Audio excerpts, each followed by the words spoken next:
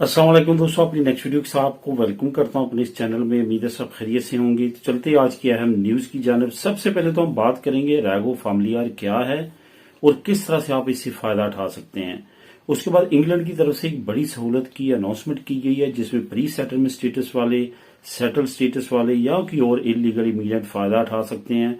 इसके बारे में आप लोगों के साथ शेयर करूंगा कुछ मालूमात। उसके बाद घर खरीदने के लिए अब एक नई स्कीम लॉन्च की गई है जिसमें सिर्फ और सिर्फ आपको 5% एडवांस देना पड़ेगा टोटल कीमत का। जैसे कि आप जानते हैं कि पहले 20% तक आपको पहले देना पड़ता है, जिसको अवाल भी बोलते हैं, लेकिन अब सिर्फ 5%। ये किन के लिए है, किस एरिए में है, इस पे बात करेंगे। उसके बाद कनाडा इमिग्रेशन की अच्छी और बुरी खबर, ये दोनों खबरों से मैं आपको आगाह करूंगा और इसके बारे में फिर आप खुद डिसाइड कीजिएगा कि आपने क्या करना है या क्या आप इससे फायदा उठाना चाहते हैं या कि नहीं उठाना चाहते। तो दोस्तों सबसे पहले तो बात करते हैं रैगो फैमिलियार के बारे में। बहुत कम लोग हैं हमारी कम्युनिटी में जो रैगो फैमिलियार को की अच्छी तरह जानते हैं। रैगो फैमिलियार के बारे में काफी ज्यादा इबहाम है और काफी ज्यादा इसके बारे में जो लेक ऑफ लैंग्वेज है और लेक ऑफ नॉलेज है, इसकी वजह से काफी ज्यादा कंफ्यूजन है। लैंग्वेज का मैं क्यों कह रहा हूं, क्योंकि तमाम चीजें जो है वो स्पेनिश जबान में, और हमारी कम्युनिटी में क्योंकि लैंग्वेज का काफी ज्यादा फुकदान है, वो अगर पढ़ भी लेते हैं तो उसको सही तौर पे अंडरस्टैंड नहीं कर पाते। लेकिन यहाँ पे आपको मैं बताता चलूं कि जो कम्युनिटीज इनकी सेम लैंग्वेज वाली हैं, जैसे साउथ अमेरिकन है, वो इस प्रोग्राम से काफी फायदा उठा रहे हैं और उनको इसके बारे में सही तौर पे मालूमात होने की वजह से काफी उन्होंने इससे फैसिलिटीज ली हैं। अरेगो फैमिलियार उसी तरह है जिस तरह से अरेगो सोशल है, अरेगो लिबरल है, अरेगो फार्मासियन जो कि नई आई है, वो इसी तरह एक अरेगो फैमिलियार भी होती है। अरेगो फैमिलियार से आप अपने ब्लड रिलेशन लोगों को फायदा दे सकते हैं अपनी नेशनैलिटी की बेस पे। अगर आपके पास परमानेंट रेजिडेंसी है उसकी बेस पे। टेम्पररी रेजिडेंसी का मैं इस वजह से जिक्र नहीं करूंगा क्योंकि टेम्पररी रेजिडेंसी पे कोई खास फायदे आप हासिल नहीं कर सकते। जो परमानेंट रेजिडेंसी है उस पर भी आपको मालूम है कि यहां से तो तमाम डॉक्यूमेंटेशन तमाम कुछ हो जाता है, लेकिन जो हमारी होम कंट्रीज की एम्बेसीज है वो इतना ज्यादा कोऑपरेटिव नहीं है और कोऑपरेट नहीं करती। लेकिन अगर यहाँ पे मैं नेशनैलिटी की बात करूं तो नेशनैलिटी की बेस पे काफी आप फायदे ले सकते हैं। मेरे खुद के जानने वाले ऐसे लोग हैं जिन्होंने अपने वालदैन को यहाँ पे अपने साथ रखा हुआ है और उनको उन्होंने तरखेता कम्युनिटारिया फैमिलियार लेके दिया हुआ है और उन्होंने अरेगो फैमिलियार के जरिए ही ये तमाम कुछ किया है। और इसी तरह से मैं आपको बताता चलूं, चंद दिन पहले एक खबर आम हुई कि भाई जो है वो अपने भाई को, उसने जो इलीगल था, अदालत में केस करने के बाद उसको तरखेता कम्युनिटारिया लेके दिया। बिल्कुल ये ऐसा मुमकिन है। लेकिन यहाँ पे एक बात बताता चलूं कि यहाँ पे क्योंकि प्राइवेट तंजीमें नहीं हैं और ना ही ह्यूमन राइट्स को जो है वो सपोर्ट करने वाली तंजीमें लॉयर्स की हैं, तो यहाँ पे क्या होता है कि आपने खुद ही अपने जोर पे कुछ करना होता है। वकीलों को फीसें भी आपने खुद देना होती है। लेकिन दूसरे जो तरक्की याफ्ता ममालिक हैं, यहाँ पे अगर मैं यूके, यूएसए, कनाडा की, ऑस्ट्रेलिया की बात करूं तो वहां पे क्या है कि वहां पे ह्यूमन राइट्स की लॉयर काफी ज्यादा फर्में हैं। वो क्या देखती हैं कि जहां पे इमिग्रेंट्स का इस्तेसाल हो रहा होता है, उनके राइट्स पे कुछ न कुछ प्रॉब्लम हो रही होती है और उनको सही राइट्स नहीं मिल रहे होते तो वो खुद अदालतों से रुजू कर लेती हैं। यहाँ पे क्या मसला है, यहाँ पे ये मसला है कि अगर आपने रुजू करना है तो खुद करना है इमिग्रेंट ने, और इमिग्रेंट क्योंकि पहले ही पिसा हुआ तबका होता है और उनको खुद वकीलों की फीसें देना पड़ती हैं। वो अदालत तक अगर कोई पहुंच जाता है तो आपने देखा होगा पिछले चंद महीनों में रिजल्ट्स इमिग्रेंट्स के हक में आए हैं।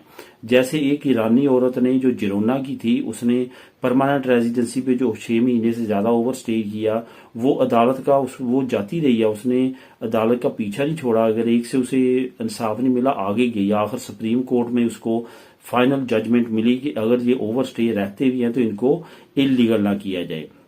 यही मसला है। अब इसी तरह से दूसरा जो केस है कि भाई जो है उसने केस किया और आगे केस फॉरवर्ड करते करते उसके हक में फैसला हुआ कि जो इसका भाई यहाँ का नेशनल है वो अपने भाई को तरखेता कम्युनिटारिया दिलवा सकता है। तो दोस्तों ये तमाम जो कार्रवाई हो रही है, ये तरखेता कम्युनिटारिया भाई को दिलवाने वाला, वालदैन को तरखेता कम्युनिटारिया दिलवाने वाले, ये तमाम चीजें जो है ये अरेगो फैमिलियार में आती हैं कि आपकी यहाँ पे फैमिली मेंबर की ऐसा है जिसके पास यहाँ की नेशनैलिटी है, वो नेशनल है स्पेन का, और उसका जो ब्लड रिलेशन है उसके पास यहाँ पे स्टेटस नहीं है, अगर है भी तो वो परमानेंट नहीं है, तो उसको आप इस तरह से फेवर दिलवा सकते हैं। यहाँ पे सबसे बड़ा फुकदान यही है जिसकी वजह से नहीं हुए, वरना कानून में काफी गुंजाइश है। उम्मीद की जाती है कि आने वाले वक्त में जैसे जैसे इमिग्रेंट्स का यहाँ पे टाइम गुजरेगा वैसे वैसे मजीद चीजें जो है आसान होती हुई नजर आएंगी और आ रही हैं। इंशाअल्लाह ताला आने वाले वक्त में मजीद बेहतरी आएगी। तो यहाँ पे अरैगो फैमिलियार से आप ये फायदा उठा सकते हैं। अपने भाई के बारे में जो आपको अभी खबर चंद दिन पहले मिली थी, इसकी मजीद डिटेल आ जाएगी। जो वालदैन के बारे में है वो कन्फर्म है, वो आप अरैगो फैमिलियार दिलवा सकते हैं। कुछ दोस्तों के इससे रिलेटेड कमेंट भी आए थे कि हम किस तरह से ये कर सकते हैं। मेन जो मसला अभी तक दरपेश है वो यही है कि आप अपने वालदैन को, अपने भाई को अपनी होम कंट्री से किस तरह बुलवा सकते हैं। उम्मीद है आने वाले वक्त में उसके बारे में भी कवानीन में मजीद बेहतरी आएगी और मजीद आसानी आएंगी। फिलहाल ये मसला एक बड़ा मसला है कि यहाँ से तमाम चीजें पास हो जाती हैं, लेकिन हमारी होम कंट्री में जो इन ममालिक की एम्बेसीज हैं वो उस तरह से कोऑपरेट नहीं करती जिस तरह से उनको करना चाहिए। अब बात करते हैं इंग्लैंड की तरफ से एक बड़ी सहूलत की, जो कि काफी अच्छी सहूलत मैं कहूंगा इसको, प्री सेटलमेंट स्टेटस वालों के लिए भी, सेटल्ड स्टेटस वालों के लिए भी, और वहां पे जो इलीगल इमिग्रेंट है उनके लिए भी। वहां पे एक स्पेशल पोर्टल जो है वो बनाया गया है जिसमें आप अपनी तमाम इंक्वायरीज को ऑनलाइन अब हुकूमत तक पहुंचा सकेंगे। ये जो पोर्टल है इसमें आपने नीचे जो मैं लिंक दूंगा आपको, लिंक नंबर 1, वहां पे आप क्लिक करके इस पोर्टल पे चले जाएंगे, इस न्यूज पे चले जाएंगे। वहां पे बकायदा तौर पे लिंक है, उस पोर्टल के लिंक पे आपने क्लिक करना है। वहां पे अपनी तमाम अंदराज करने के बाद वहां पे अपनी इंक्वायरी को सबमिट करना है और उनको फॉरवर्ड कर देना है। वहां पे आपको स्पेशल एक इंक्वायरी नंबर इशू होगा और उसकी बेस पे आप अपनी इंक्वायरी को आगे लेके चल सकेंगे। ये क्यों अहम है? क्योंकि यूके में इस वक्त काफी ज्यादा ऐसे रूल है, रेगुलेशन है जिसमें काफी ज्यादा इबाहम है। आपकी फाइल इंडिविजुअली काफी ज्यादा मसले मसाइल का शिकार होती है। हर एक बंदे का केस जो है वो दूसरे बंदे से डिफरेंट है और उसकी प्रॉब्लम्स भी दूसरे बंदे से डिफरेंट है। यही वजह है कि इंडिविजुअल प्रॉब्लम्स होने की वजह से उसको सही तौर पे समझ नहीं आती। तो उसके लिए उन्होंने ये पोर्टल लॉन्च किया है। इस पोर्टल को असल में office of the immigration services of commissioner ने इसको लॉन्च किया, जो कि OISC के नाम से इसका मुखफ़्फ़ जो है वो जाना जाता है। काफी बेहतर ह्यूमन राइट्स से रिलेटेड ये खास तौर पे इमिग्रेशन को जो है सर्विसेज देने के लिए काफी ज्यादा फेमस है। इस प्लेटफॉर्म से आप जो भी आपको मसला है यूके की इमिग्रेशन से रिलेटेड, वहां पे भी आपको जो है इलीगल होने की वजह से या लीगल अगर आप हैं तो उसमें आपको प्रोसेस की वजह से अगर कोई मसले हैं तो ये तमाम डिटेल जो है आप वहां पे डिस्कस कर सकते हैं। अब नेक्स्ट न्यूज के बारे में बात करते हैं। नेक्स्ट न्यूज जो है वो है घर खरीदने के बारे में। घर खरीदें सिर्फ और सिर्फ 5% के एडवांस पे, जिसको हम अबाल भी बोलते हैं। आपको मैंने रिसेंटली एक बैंक के बारे में अनाउंस किया था और उसमें आपको मैंने बताया था कि उस बैंक की जो अनाउंसमेंट्स हैं उस पर आपने नहीं जाना, उससे बाखबर रहना है। कुछ लोगों को उससे नुकसान हुआ है और उस बैंक का नाम था ING, क्योंकि कुछ लोगों ने अवाल भी दे दिया अपना और उसके बाद उनको काफी ज्यादा मसले मसाइल उनको दरपेश हुए, क्योंकि अवाल भी जाता रहा, उनका लोन भी पास नहीं हुआ। पहले मरहले में उनको कहा गया कि आपका लोन पास हो चुका है। लेकिन आज जो मैं आप लोगों के साथ ये न्यूज शेयर करूंगा, ये न्यूज उसी बैंक से रिलेटेड है, लेकिन अब ये हुकूमती अदारे के अंडर रहते हुए इसने ये स्कीम लॉन्च की है। असल में ये बैंक ING ही है और इसने 36 साल से कम उम्र लोगों के लिए एक स्कीम लॉन्च की है। ये कम्युनिदाद मैड्रिड के अंडर रहते हुए ये बैंक ने ये अनाउंसमेंट किया। अगर आप तो कम्युनिदाद मैड्रिड में के अंदर रहते हैं और आपकी उम्र 36 साल से कम है तो आपके लिए जी दी बेस्ट मौका है कि आप अपना घर ले सकते हैं। अगर आप फॉर एग्जाम्पल 1 लाख का घर लेते हैं तो सिर्फ और सिर्फ आपको कितना देना है? 5,000 यूरो। पहले कितना देना होता था? कम से कम 20 से 25,000 यूरो। तो इस स्कीम से आप फायदा उठा सकते हैं। बहुत अच्छी स्कीम है। इसका मैं लिंक आपको नीचे दे दूंगा, लिंक नंबर 2, आप उसको क्लिक करके खुद भी रीड कर सकेंगे। वहां पे तमाम डिटेल है। ये याद रखें कि ये सिर्फ और सिर्फ कम्युनिदाद मैड्रिड के लिए फिलहाल इन्होंने लॉन्च किया है।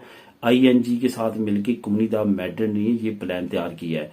इसमें ING इंडिविजुअली खुद इन्वॉल्व नहीं है, बल्कि ये हुकूमती अदारे के अंडर रहते हुए ये तमाम काम करेगी। इस वजह से इसमें कोई फ्रॉड के चांसेस नहीं है। इसी वजह से मैं आप लोगों के साथ ये शेयर कर रहा हूँ। इससे आप बेफिक्री के साथ इसको इस्तेमाल कर सकते हैं और इससे फायदा उठा सकते हैं।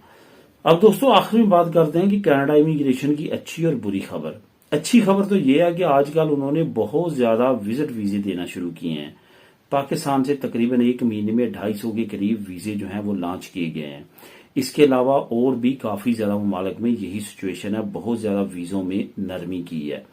इसके पीछे लॉजिक क्या है? इसके पीछे लॉजिक यह है कि यूके इस वक्त कनाडा में बहुत ज्यादा जो है वो इन्फ्लेशन बढ़ चुकी है।